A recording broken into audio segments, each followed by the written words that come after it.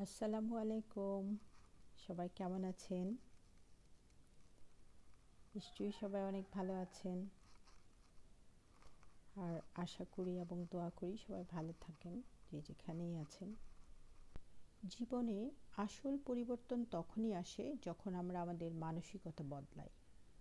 নিজেকে বদলাতে চাইলে মনে রাখতে হবে কিছু বিষয়, যা জীবনকে সহজ এবং সুন্দর করে তুলবে।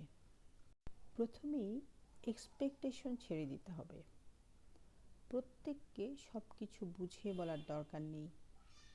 যা করছো তা যদি সঠিক মনে হয়, তাহলে নিজেকে জাস্টিফাই করার প্রয়োজন নেই।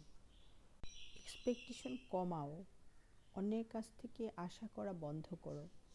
আশা যত কম থাকবে ততই শান্তি থাকবে। কারো কাছ থেকে হার্ট হলে হেসে বেরিয়ে আসো। কেউ তোমাকে আঘাত করলে প্রতিশোধ নয়, বরং পরিস্থিতি এড়িয়ে যাও।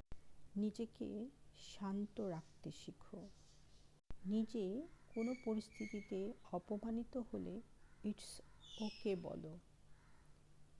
অপমান কখনো তোমার মান কমাতে পারে না। এটি তাদের চরিত্রের প্রতিফলন, তোমার নয়। সময়ের উপরে ভরসা রাখো। যদি কেউ তোমার যোগ্যতা নিয়ে প্রশ্ন তোলে, তাহলে প্রমাণ দেওয়ার চেয়ে নিজেকে ভবিষ্যতের জন্য আরও বেশি যোগ্য করে গড়ে তোলো। ইগো নয়, সেলফ রেসপেক্ট করতে শেখো। অহংকার ভুলে গিয়ে নিজের সম্মান বজায় রেখে চলো। সেলফ রেসপেক্ট তোমার ব্যক্তিত্বের আসল পরিচয়। নিজের জন্য বাঁচো, অন্যের জন্য নয়।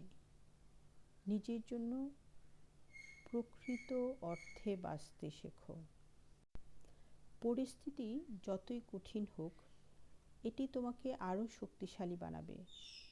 কঠিন সময় পার হলে জীবনের পরিণতিটা হবে সুন্দর।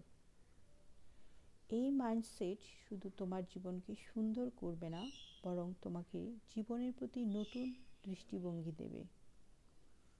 নিজেকে ভালোবাসো, নিজের উন্নতির জন্য কাজ করো, আর জীবনকে সেরাভাবে উপভোগ করো। মনে রাখবে, আত্মবিশ্বাস যার নেই সে কখনোই সফল হতে পারে না। পরিস্থিতি যাই হোক না কেন, মনোবল কখনো হারাবে না। আত্মবিশ্বাসী তোমাকে শেষ মুহূর্তে সম্মানিত করবে, কারণ আত্মবিশ্বাস আর আত্মসম্মান দুটোই একে অপরের পরিপূরক। এই দুটো জিনিস যদি নিজের মধ্যে না থাকে, তাহলে কেউ মাথা উঁচু করে বাঁচতে পারে না।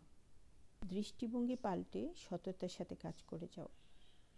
ধন্যবাদ সবাইকে।